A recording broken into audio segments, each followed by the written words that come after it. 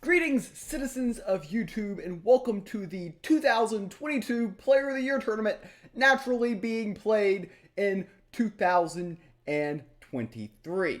This tournament features 16 of the top Gods Unchained players throughout the year of 2022 and seeds them based on quantity of tournament winnings, with one tournament being excluded, a certain invitational that a certain person won. Anyways, with this seeding method, I was seeded the number 2 seed and will take on the number 15 seed Fayt in this video. This video, I'm going to break down the decks that me and Fayt both submitted. I am going to show you the games and give you my opinions on them as well. One thing to note is the format for this tournament is every player must submit 4 different decks, and every player gets to ban one of the opponent's decks. It's best of 5. You must win with each god that is not banned. So effectively, each player chooses the 3 decks that their opponent must win. So you have to be confident that you can get a win and validate each one of your decks in any given matchup. Let's go ahead and take a deep dive into the deck list for me and Fayt. As I have talked about in previous videos regarding these conquest matchups where your opponent gets to ban a deck and then you have to win with all the remaining decks, similar to the Battle for the Light big tournament series that was run, including the Invitational tournament, which I ended up winning, these tournaments basically force you to pick a lane. So hypothetically, if you've got a mixture of aggro decks and control decks, your opponent gets to ban one deck. So they always are going to ban their worst matchup, and then they're going to leave 3 different decks left that you would have to validate. So from my perspective, I want to have 3 decks as similar as possible to limit the effectiveness of my opponent's ban and make it unlikely that all of their decks can farm me. Hypothetically, if all of their deck, if one of my opponent's decks, just 1 out of 4, is weak to my list, I should be able to farm it and have the advantage, in theory. So here, I decided I needed to pick a lane. I needed to go control or I needed to go aggro. And I actually put a lot of debate into this because I was losing with both a lot on ladder. I elected to go with aggro because in the end of the day, when you're struggling and in a slump, it's best to keep things simple. And that was my approach entering this tournament, not coming from a place of mega confidence or swagger, coming from a place of not much is working, so let's just keep it a little bit simple. So we're taking a look here at my first deck here. This is a Hidden Rush Deception. Very fast. Notice I have a lot of 2X's of cards. That's one thing I'm going to note about Fayt's decks here. 2X, 2X, 2X, Legendary, 2X, 2X, Legendary, 2X, Legendary, 2X, 2X, 2X, 2X, 2X. We needed 1 extra card and 2X. So only 1 non-legendary in the entire list is not 2X. Very consistent. This deck comes out with a lot of speed. It goes to the face. It tries to win quickly or not at all. Pretty simple deck list to understand. Here, I decided to go with Aggro Light. Now, I've been working all week on this very secret, top of the line, mid-range light brew. And there was a brief moment when it looked like I had found the secret sauce that might be able to carry myself through the tournament. And then reality struck. Luckily for me, reality struck before the tournament and not during the tournament. So I elected, this is very basic. This is just pure aggro, Zoo Light. Do have the Blade of the White Plains, Pyramid Warden, Axe Woman. I do run Mary Cadmos. A lot of people have criticized me, particularly within Infinite Mana, about running Mary Cadmos. Only doing a 1x of Canonize, which is questionable. But at the end of the day, we needed 1 card to be a 1x. So that's why it was chosen. But all of this, very standard, very average, aggro, Zoo Light. We want to come out, we want to win the board early and not let go. The great thing about Aggro Light is it's usually good at early game board control, and when it gets ahead, it kind of snowballs. The bad thing about Zoo Light is when it falls behind, it doesn't have the best comeback mechanisms. And by the best comeback mechanisms, it doesn't have comeback mechanisms, period. So I talked about trying to get a mid-range zoo-like thing working, and it kind of worked until it didn't. And I'm taking my gamble here with my card draw magic list. I decided to make it more mid-range vibe by including the Ethereal and the 2x Demogorgons instead of Oni spell swords and traditional cards like that. The rest of the deck is relatively straightforward. The other 27 cards play the White Plane. Notable inclusion, we're not running Form of Power because FakeMews says that card is overrated. And the rest of the deck, pretty straightforward. Snowshaper Palace, very situational, very questionable card. I noticed one other competitor, Clutch, copied my list exactly, except instead of running Snowshaper Palace, they run 2 Shaped Blast, which does help with draw consistency, and there's certainly merit to that logic. But the rest of the deck, pretty straightforward, standard card draw magic stuff. And last but not least is Aggro War. This deck goes to the face.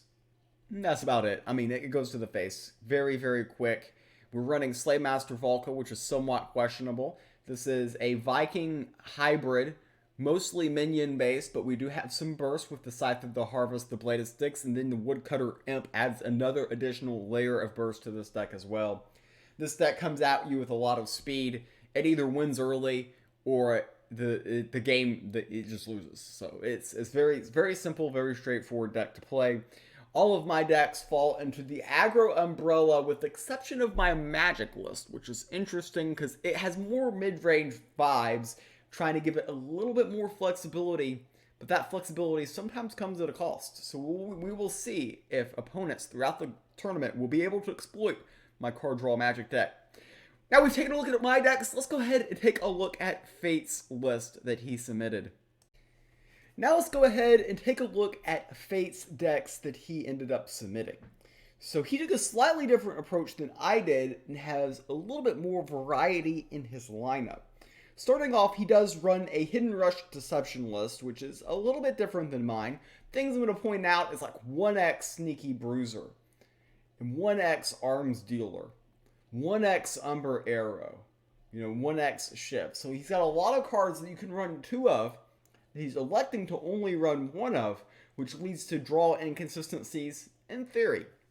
But his deck, relatively standard aside from that. Madame Denholm is good against aggro light, and Pyramid Warden is classic.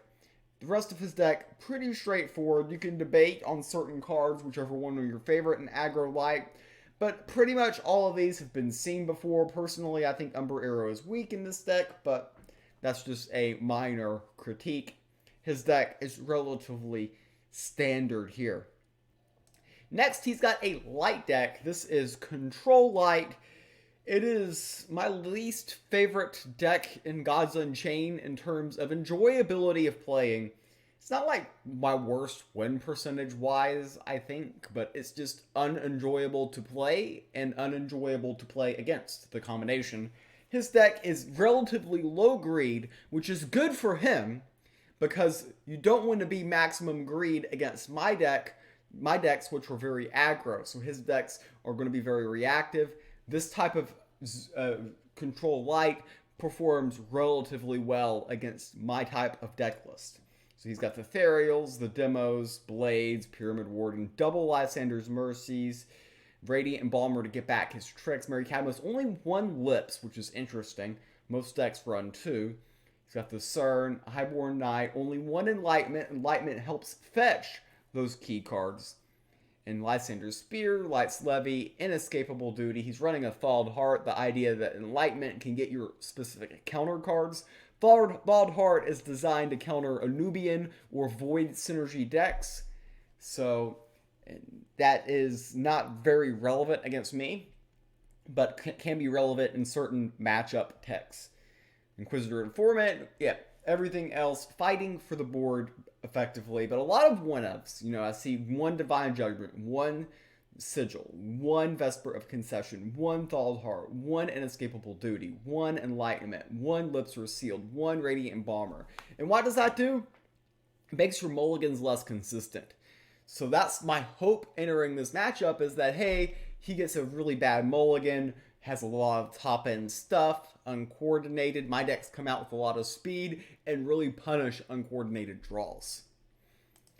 Next, he has a card draw magic. So this is very basic card draw magic. This is pretty much on theory card draw magic, except with one exception, and I'll go ahead and point that out. This is standard, this is standard. The Blades and the Pyramid Wardens are standard. Unbounds, Wormbreast, Pyrex, you're going to see 2 of in all of those decks. The interesting thing, he's running 1 Oni and 1 Arcane Transcendent. Now, most card draw magic decks which run Oni run 2 and would not run an Arcane Transcendent. The rest of the deck is just so meta. Bibliomaniac, Rune Moth, Warp Engineer, Tracking Bolt. I mean, this is all stuff we've seen before. Electing to run the extra Academy Apprentice, which is something that TBH swore by. And then all of this stuff that I have seen before and have faced many times on ladder, played very similar decks. So his deck isn't very niche like my card draw magic, which is very specialized and very unique. This is very standard and a very solid deck overall. His last deck is Control War, up there with Control Light and the least fun decks in the meta right now to play and to play against. I go both sides of the equation on that for Control War, and it's just, Therials, Demos, Blades, Martyrs, Pyramid Warden. Only 1 Pyramid Warden, which is interesting. 1 Pyramid Warden, 1 Martyr. Kind of odd, you would expect to double up there, but it's interesting, some weird deck decisions. He's not as afraid to put a one-of inclusion in a lot of these key cards that I would be. I would be afraid to do that personally. 1 Avatar of War. Interesting, he's running 2 Soul Survivors, which is a card that I usually only run 1 of. So it's like the opposite. Like this is a card that he's doubling up on, which is good against aggro. Got the Herticus, and then the classic Orcish Sweeps, Missile Launchers. The Grand Hall's a niche card, but I've seen it get more and more popular recently, so not terrible. Got Odie, got a Relic Kate, and Into War, Wolf Cult Tavern, and Savage Strike. All are pretty standard. So nothing too shocking about his list. I would point out that a little bit less relics than I usually run. He's only got the 2 Leviathan Hunters and the 2 Missile Launchers. So that could pose problems for him with this list. However, it won't pose problems with him because I'm going to reveal the bans. And I elected to ban Fayt's war list, and he elected to ban my war list. So those are the 2 decks banned. And we will go ahead and dive into game number 1 in the match. So here we are in game number 1. I queue with card draw magic. He queues with card draw magic. So we have both effectively done that. We randomly both queued the same deck. I have the advantage of going first. That is something I like to see, and something my opponent probably does not like to see here. And we go to mulligan to Demetrius because in this matchup it kind of just gets pinged and doesn't have much use at all. So here our opponent is roping here in the mulligan phase. Classic stuff. And we will go ahead, wait it out. We get the Shadow Scryer here. I'll go full here. Oh, that looks a lot better. I should have hit that button before. So we play the Shadow Scryer on 1, which is standard. I have options on 2. The Rune Moth is a play. The Phonetic Bibliomaniac is a play. Maybe we draw into something, but I'm probably playing something on 2 if I draw into a brick, for instance. And they play a Pyramid Warden, which gets me a little bit excited because now I know, hey, I can play the Rune Moth, and if they kill the Rune Moth, which I expect him to kill the Rune Moth, I totally expect him to kill the Rune Moth, then hypothetically, I can get the Rune Moth back by killing his Pyramid Warden. So I could get 2 cards off of the Rune Moth, and then he'll probably have to use 2 cards to kill it twice. That was the idea.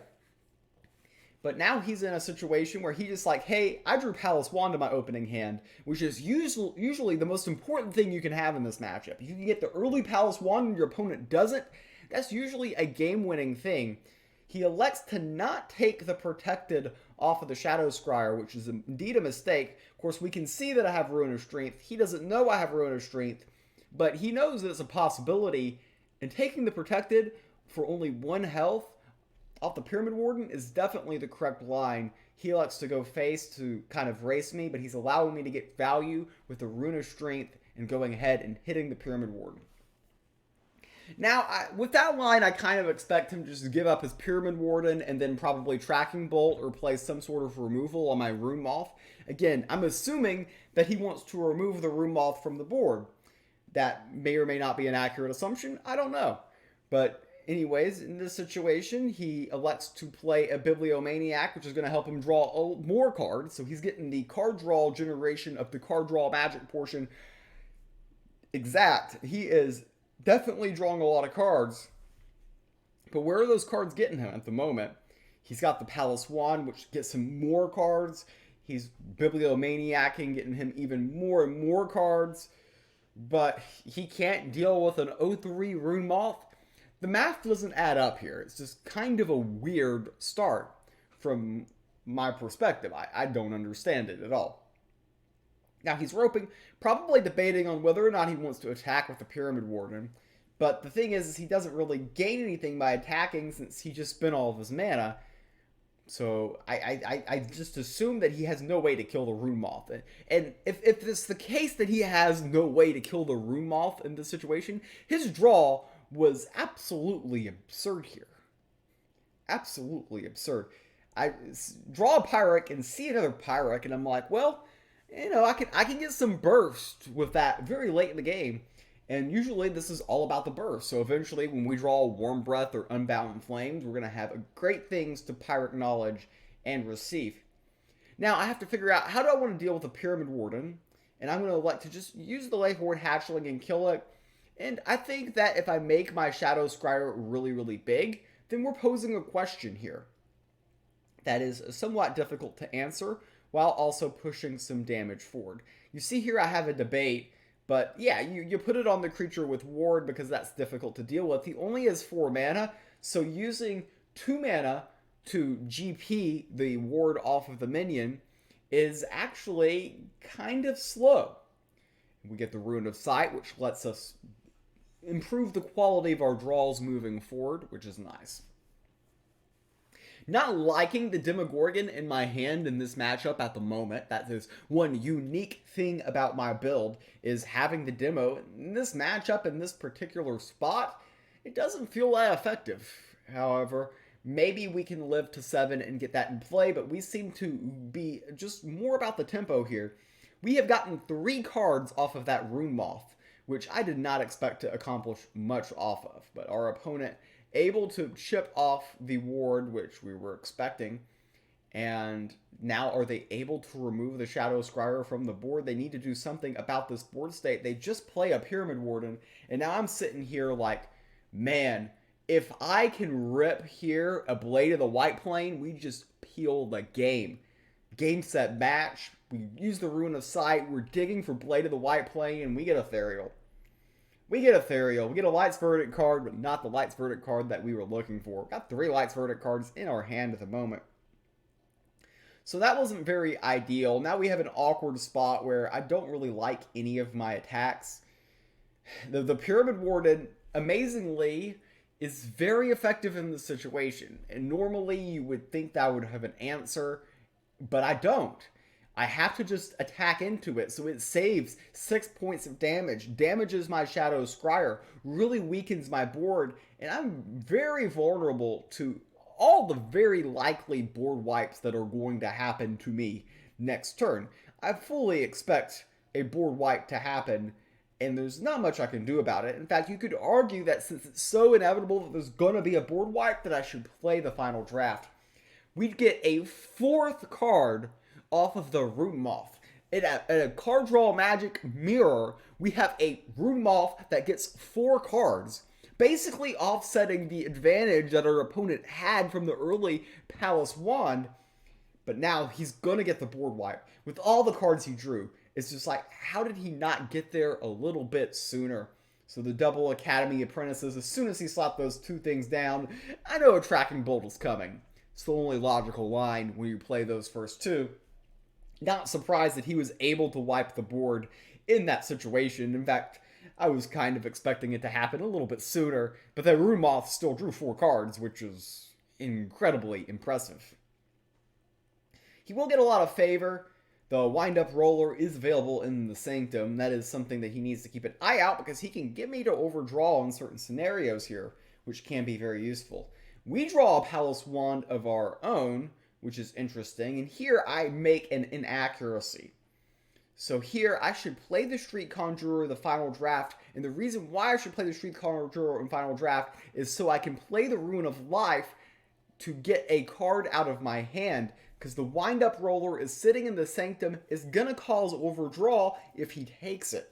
And he can indeed take it right now. We have 8 cards in hand. We're going to draw 1 at the start of next turn to put us at 9. However, the wind-up roller could end up overdrawing. He needs to get a little bit of luck, but at the moment, we've got 2 Pyric Knowledges, and we have no Warm Breath, no Unbound Flames, nothing of substance that we can get. And he elects to not buy the wind-up roller. This is an oversight, in my opinion, on his part. He could have gotten us to overdraw 1.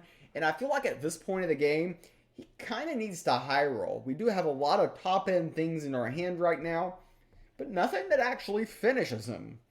We're actually not that close to finishing him at all, which is mildly surprising at this point. He's flooding the board with minions to fight and seize control of the board. We're looking for something that would give us a little bit of burst. We get a Street Conjurer with no spells, and yeah, we really are not making any progress here, which is quite amazing at the end of the day. We're going to take Opeaxes at the top card of our deck, and we top deck Warm Breath.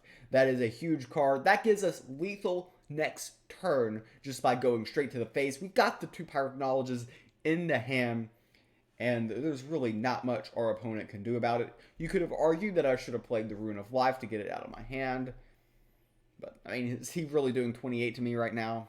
No.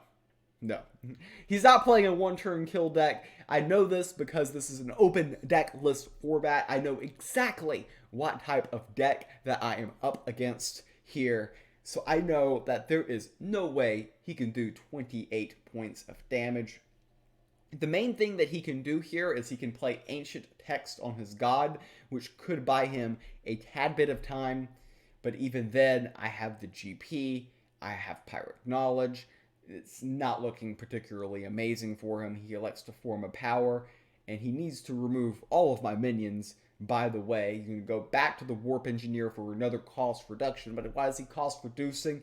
He's cost reducing to get to that Palace Wand. He's drawn tons of cards this game. He's drawn more than anyone. The Pyric is going to be 1 card, which costs 1 mana. Will it give his God protected? Now he's just going to form a power, peel my minion, not sensing the danger that is double Pyric. He thought the spell boost would be necessary, but the spell boost is absolutely not necessary. Very simple line to lethal. He probably expected this. He probably did not think that he would live after the prior turn, but double Pyric will indeed get us there. We also could have played a Street Conjurer, 1 Pyric, and used the GP. That was another line to lethal, so we had 2 paths to lethal on that turn. And we go ahead and take game number 1 in this best of 5. After notching a win in game number 1, we queue into game number 2, mirror match, Deception v Deception. We won game number 1 with Magic. Here we are both playing Hidden Rush Deception. Unfortunately, my opponent Fayt here is going first. That is an advantage in this matchup. We love seeing the Shadow of Lethenon because it's very strong in this matchup. And now we're trying to see if we can pair it with a knife, because cats love knives.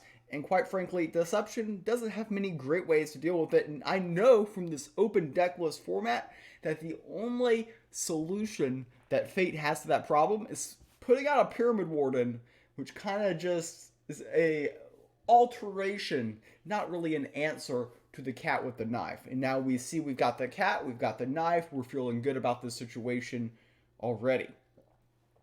So we're hoping to come out here with lots of speeds and ask a lot of questions and Fayt is pipping on turn 1 to Pyramid Warden. That's the perfect counter to our open right here, because the Pyramid Warden does indeed stop the Shadow Cat dead in its tracks. We do go ahead and flood the board. We want to apply the knife to the cat. Unfortunately, the Arms Dealer was not a good top deck, and we don't even have a good turn 2 next turn.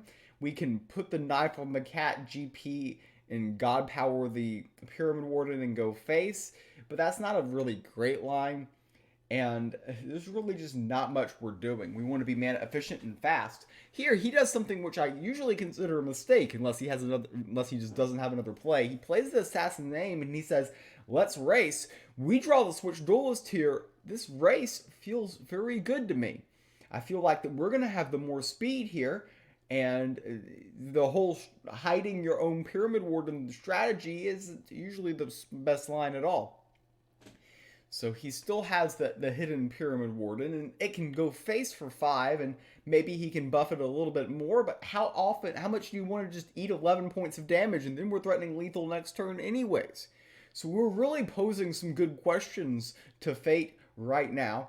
Can he does he play defensive? Does he play offensive here? Usually if you're playing defensive in this matchup, then things aren't going particularly amazing, if I'm being honest, but he's got the Stone Skin Poison to slow down the Switch Duelist.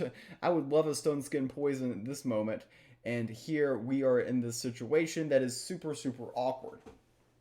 So I can pip out the Arms Dealer, but that doesn't really accomplish much. I don't have enough mana to really do much of anything at the moment, so I actually just attack into the Pyramid Warden and then basically set up to kill it next turn with the GP. So with the GP, we will get back a Switch Duelist from the Void, and we will be able to pip out Surprise Delivery, but that was not a good turn. We would have loved to have done something productive. If we had a Stone Skin Poison right there, we could have really taken control of the game. Surprise Delivery with Arms Dealer in hand were not the combination of cards that I really wanted in the situation. You could have argued playing Arms Dealer last turn, but the Switch Duelist is kind of just a sitting duck, and we're really not threatening much of anything here. So Fayt, if he can basically win this game in 2 turns, he can basically flat out win this game. And that's one thing to keep in mind in a situation like this. Here he plays Lady Marcella, which is honestly one of the most perfect cards he could have played here, because I wanted to play Surprise Delivery this turn after using my GP on the Pyramid Warden, but now he has too many minions, and then we draw Assassin's Aim, which goes with nothing that I want to plan.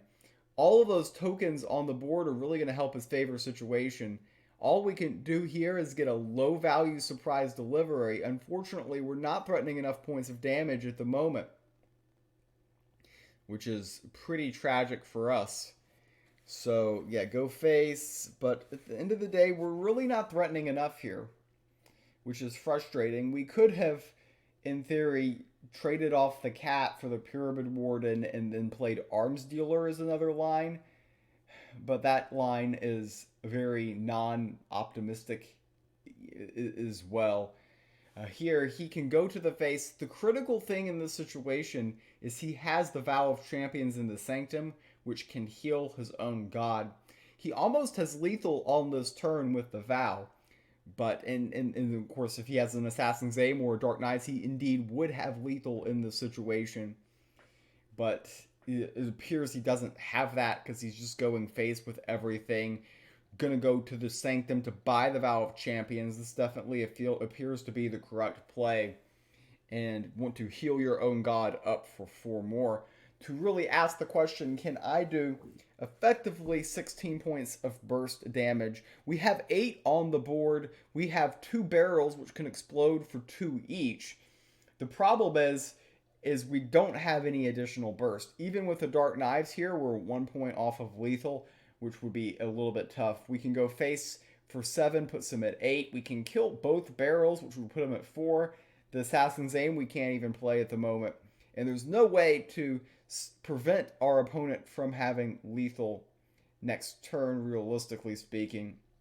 Now, I can use the GP, give up the Switch Duelist and the cat is a line I'm seeing right now. I don't think that ever wins, though. So I go face, and buy the Ambitious Adventurer, hoping for a miracle top deck, which isn't in my deck, and I should know that because we get the Dark Knives, but the Dark Knives isn't going to get us anywhere because we can't buy the Archer right now, first off, and even if we killed both barrels, we would still be 1 point off of lethal.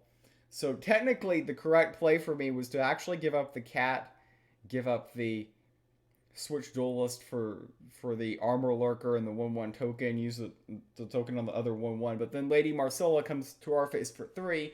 They still hide Lady Marcella, and I don't see a path to victory in that line either. So it's going to end in defeat. This game does indeed end in defeat, and we will need to go ahead and advance to game number 3. Hello, citizens of YouTube. We had an error in the Streamlabs program for game number 3, which is going to cut off the first portion of this game for my viewing audience. I will give you a recap of what went on the first few turns.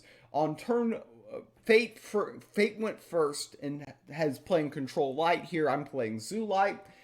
So I ended up on turn 1 pipping out a Pyramid Warden. He passed the first 2 turns doing absolutely nothing. That allowed me to play the Felid Janissary on turn 2 onto the Pyramid Warden and go face. And then I made a controversial decision. I elected to use a pip to get out the Vanguard Axewoman for additional board presence. I probably should have conserved the pip because I was holding Blade of the White Plane at the time. And if I conserved it, it would have been a lot smarter. Easy to look back in retrospect and be like, oh, you should have done that. And it would have worked out better, but it would have worked out better. And anyways, I should have saved the pip for the Blade of the White Plane. Things would have worked out a little bit better. But instead, I used it on 2 for the Axewoman in the Felid Janissary. I wanted to come out with a lot of pressure. On his turn 3, he played Ukos and Eclipse. That's why you see these 3 minions, stat reduction and soulless at the moment. And then on my turn 3, I pipped out the Highboard Knight, as you see here on the board. And now we come into this game in progress on turn number 4. Fayt is playing Mary Cadmos on my Highboard Knight. I'm going to put that on top of my deck. So we will go ahead and get straight into this one here. On turn 4, basically. So you missed the first few turns, but I did give you the summary of what happened, and I did remember everything that happened. So give me a pat on the back, and even spotted one play mistake I made as well. I think my pip usage there was not good. I should have been a little bit more conservative. It's one of those tricky things because normally when you're going second in games like these, you're very aggressive with your pip usage to try to gain the initiative, and because you've got 3 of them, so you can use them a lot more. But in this scenario, I think I did make a slight error in that. So in this matchup, I have the aggro Zoo Light. My opponent has the Control Light. I have to come out here and I have to win quickly. I don't win the late game ever in this matchup. His deck is pretty good. It's low greed, which probably makes him favored in this type of situation, but it's never a guarantee, and he's running a lot of one-ofs, which I was hoping would hurt his consistency in terms of draw here. We see Fayt go into the rope here, probably has a lot to think about. We've got 3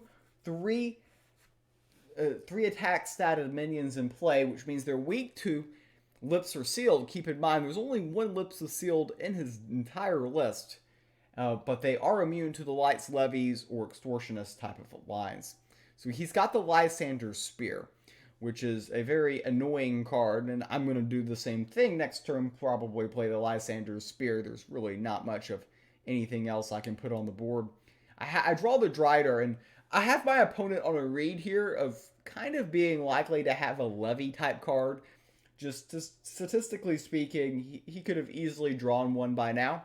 So I like playing the Drider over the Pyramid Warden there, because the Pyramid Warden is a target for the Light's Levy, while the Drider, I mean, if you can ping off the ward, it can be, but is not without additional assistance. You're not able to levy that. Also, the creature with ward is a great target for Lysander's Spear, so we can definitely buff up that Drider. Fayt here with 6 mana, going to the rope once more. Might have a lot of options here. Maybe he doesn't. He's got Lips Are Sealed. So that's the only copy of Lips Are Sealed he has in the deck. And we know this because this is an open deck list format. So here I've got multiple different options on this turn. I'm just going to elect the GP, and we're going to play the Pyramid Warden and use the Lysander's Spear on the Drider. We want to make that Drider nice and buff. We know we don't have to worry about Lips Are Sealed until he plays Radiant Embalmer and gets that back from the Void. That is one thing that we can be absolutely certain of. The scary thing is we are one turn away from him getting to 7, and when he gets to 7, he's running 2 copies of Lysander's Mercy and 2 copies of Demogorgon, both of which definitely scare me. So here, he's basically trying to be like, hey, how can I take the least amount of damage possible? Very likely he's got a 7-drop board wipe type of card here, which can just take control of the game. CERN buys him a tad bit of time here. And next turn is when I'm going to make a controversial decision. So I'm going to crossroads here. I think that if he has Lysander's Mercy, I lose regardless of what I do. And if he doesn't, I want to prevent him from getting closer to the board wipe. So I don't know what he has in his hand at the moment. I know that Lysander's Mercy is likely, and if he has Lysander's Mercy, this play is incorrect. Because, I mean, he's drawing a boosted CERN and can replay the CERN again. But I've decided that, you know, I'm going to pretend like he just doesn't have it. And that he's digging for answers. So we're going to apply the pressure on and ask the question here. I'm not using the Lysander's Spear because I'm very aware that he's very likely to play Lysander's Mercy here. But I just had to pose the question with the Mary Cadmos. I needed him to not have it, and indeed he has it. So a little bit of a tough situation right there. And at this point, honestly, if this was a ladder game, I would concede. I would concede on ladder at this point, but this is Player of the Year tournament, so we're going to keep fighting for a little bit longer. There's really not much in terms of comeback possibilities in this situation. Really, Fayt should cruise to victory in this spot, and I don't really know what my outs are at this point. Another Blade of the White Plane, super solid, able to eat a minion, and I mean he can buff that Blade of the White Plane to get it out of the range of my Intimidating Uplifter, which he just gives order to, so he didn't even need to really buff it. But yeah, here we're in a situation where, well, okay, yeah, we can burn the Rune of Fire and kill a minion and give this order. Debating on the Drider, but think I need value with the GP, but it's just really looking bleak at this point here. We're going to try to buff another minion for board presence, but at this point there just really isn't much I can hope for. He's basically one Demogorgon away from just flat out winning the game.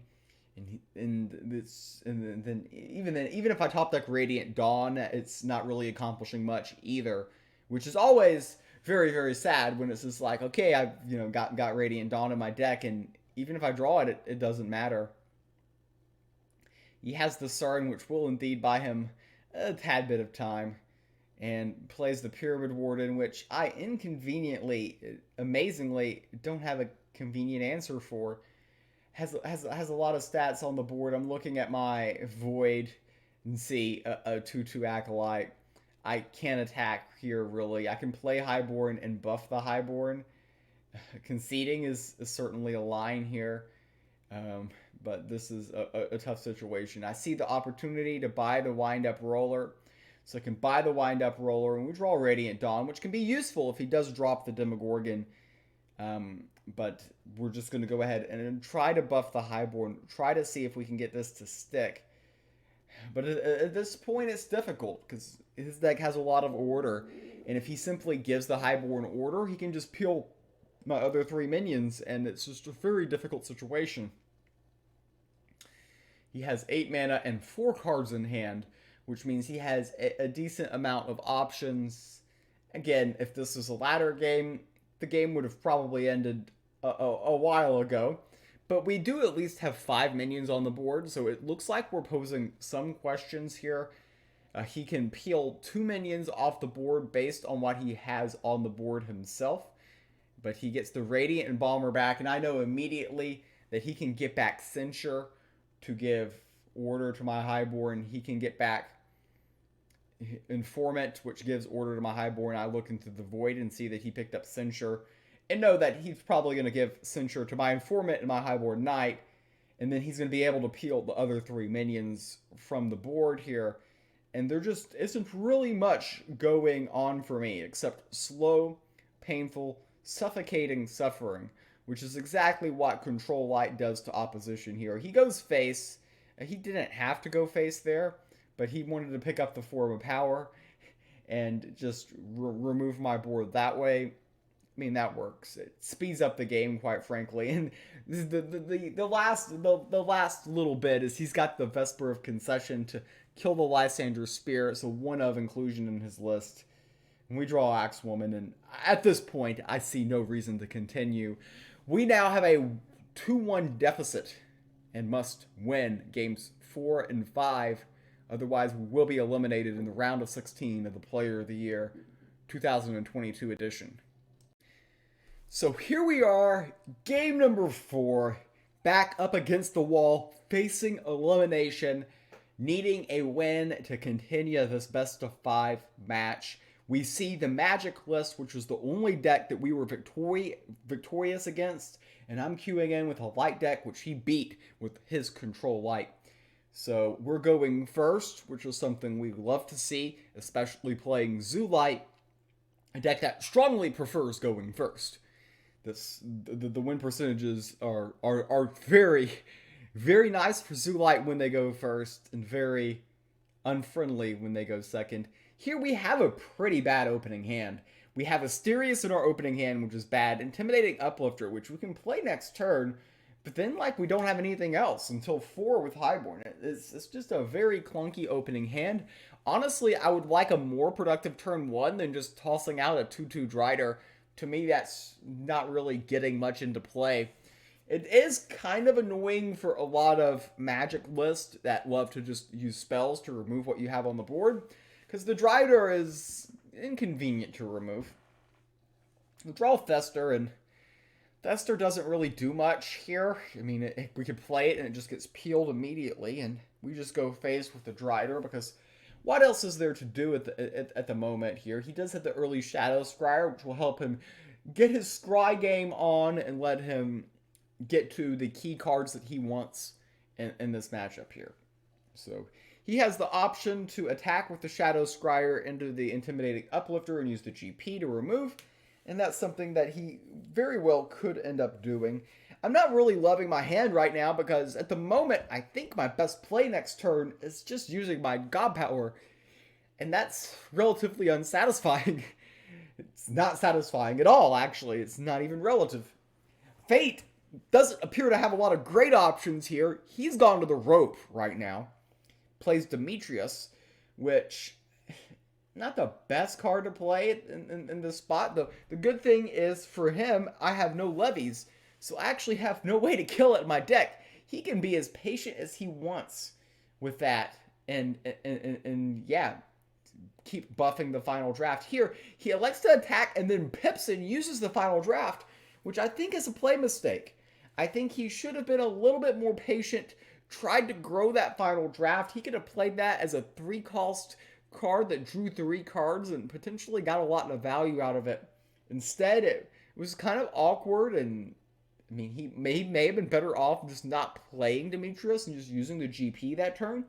He could have gotten rid of the 2/2 by just using the GP and the Shadow Scryer there. I like to peel the Shadow Scryer off the board because it's just 1 attack, and that Shadow Scryer does snowball. It snowballs in a very sneaky way because they do increase the quality of their draws slowly but surely. And here they play a Pyramid Warden, which asks some questions. And here we've got a decision to make here. Do we play the Lysander Spear? Which at the moment just doesn't appear to really be getting far, or do we go with the Highborn? And here I elect to do something that's somewhat borderline here. I play the minion and be like, okay, the Pyramid Warden can peel one minion. Maybe you've got a spell which can peel the other.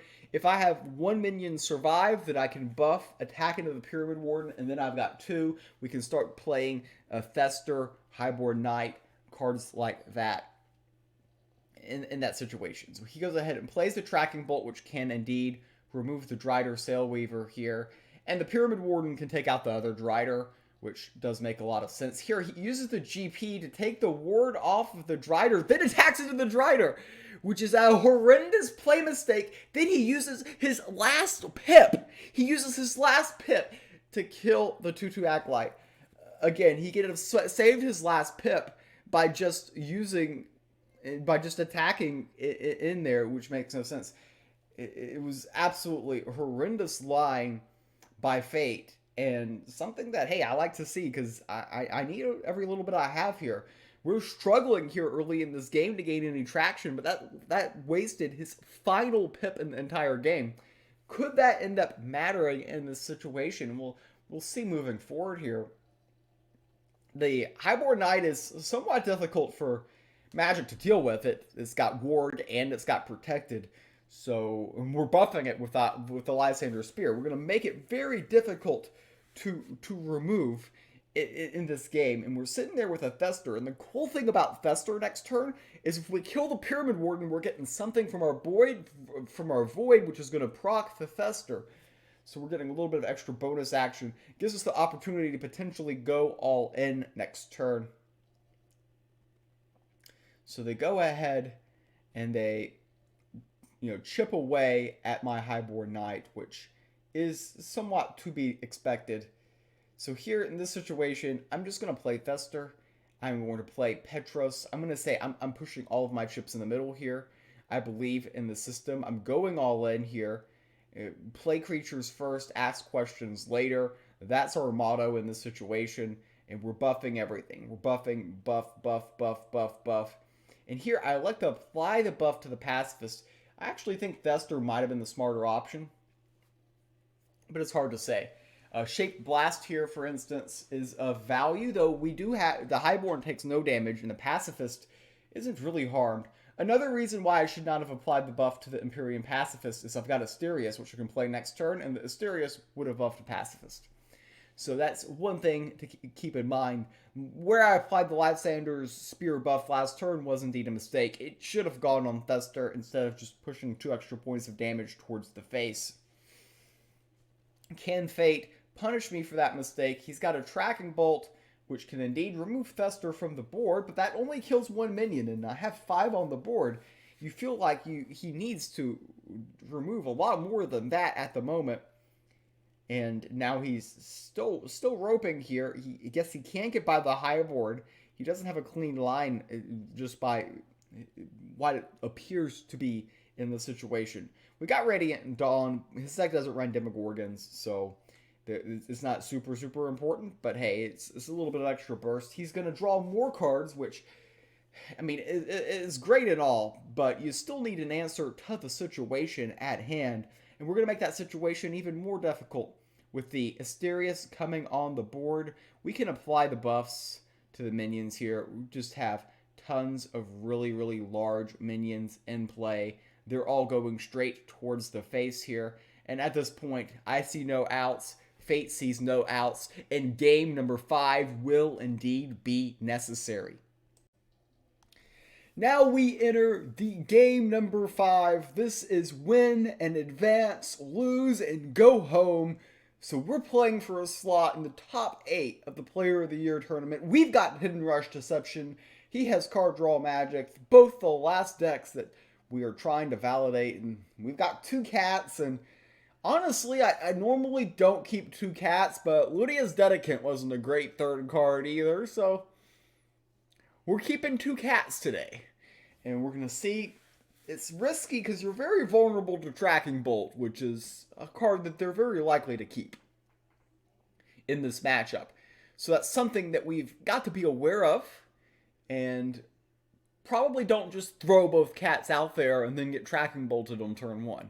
That's not the main idea, but we can put one out there and then put something else out there and then kind of build build around the situation. So we're just not using our pip on turn 1, which we could have.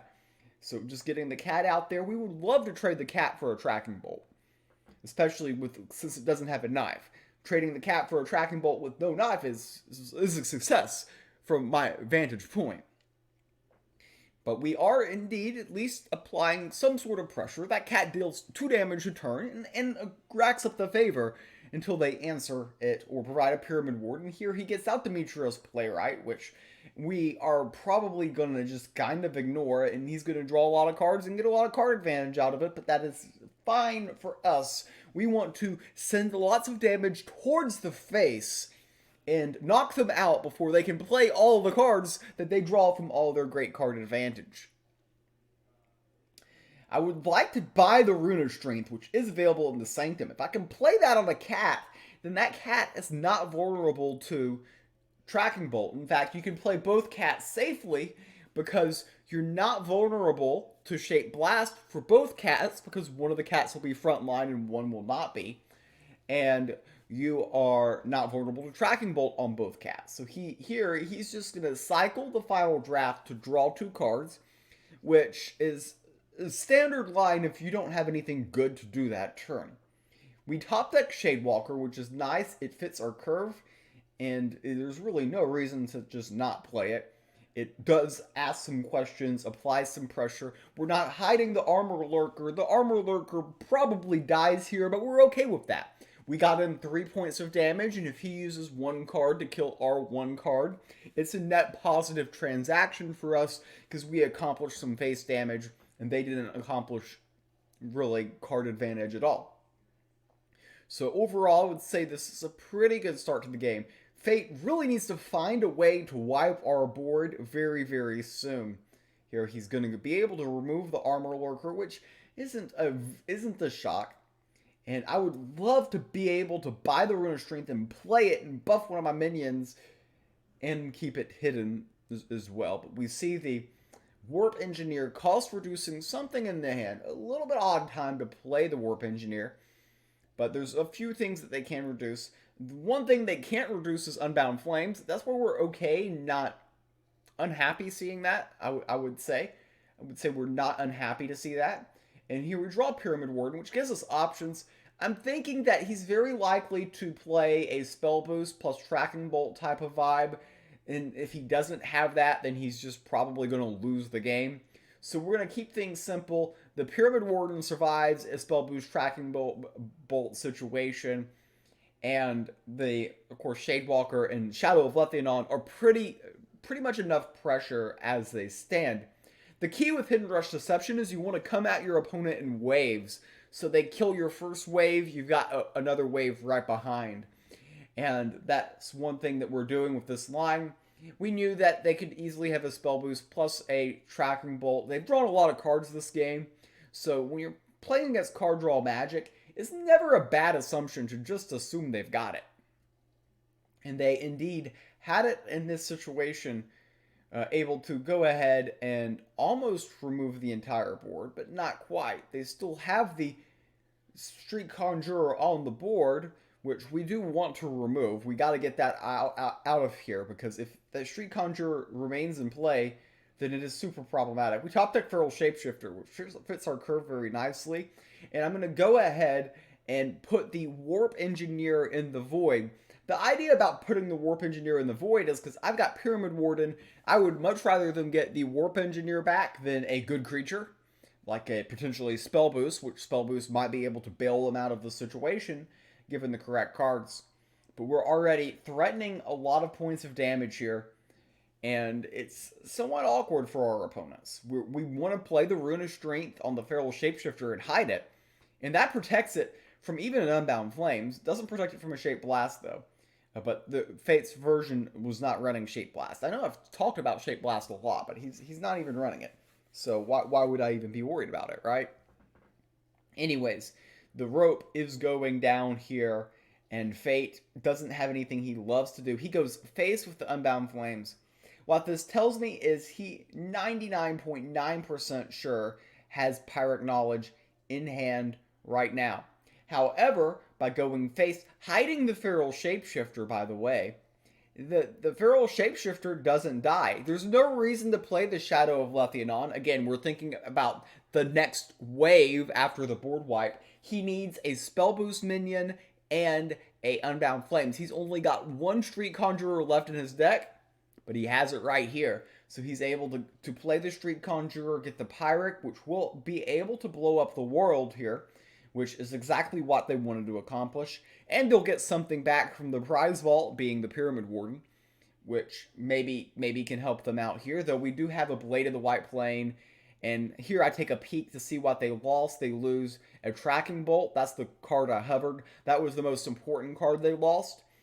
So I know that they're out of Tracking Bolts now. I know that they've used a Pyric and an Unbound, and they're running out of options. Here they're taking the Nightleaf to take a shot at my Relic here, weaken my Relic situation, and here we just simply Blade to get rid of the Nightleaf. We draw Surprise Delivery, which is actually a very good card, and we can actually kind of get to lethal with that in certain lines. Like hypothetically, if they were to take the last durability off of our Relic, the Cat plus Surprise Delivery plus the Sanctum would indeed be lethal.